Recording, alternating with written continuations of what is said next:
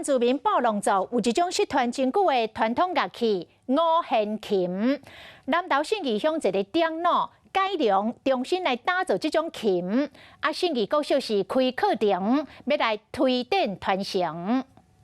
将五弦琴的面板，佮有强明箱啊做好，然后就是较困难、正康的部分。报名参加的老师拢感觉真有意义。这次很高兴有这个机会可以来学习五弦琴，而且是从了解五弦琴的一个历史脉络，或者是以前的族人的使用方式，然后到这个整个制作的过程。这是布农做拜师团的五弦琴，虽然是经过改良的现代版，不过伫信义乡明德部落的拍拼，加上台湾城乡协会赞助。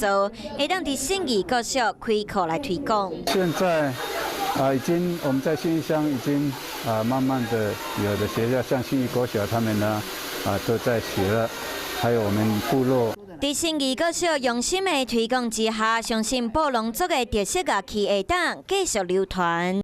Hello， 大家好，我是乃瑜，要教给大家2个任务。第一个，华视新闻的脸书专页，你按赞了吗？还有华视新闻的 YouTube 频道，赶紧订阅起来，还要记得按赞，开启小铃铛哦。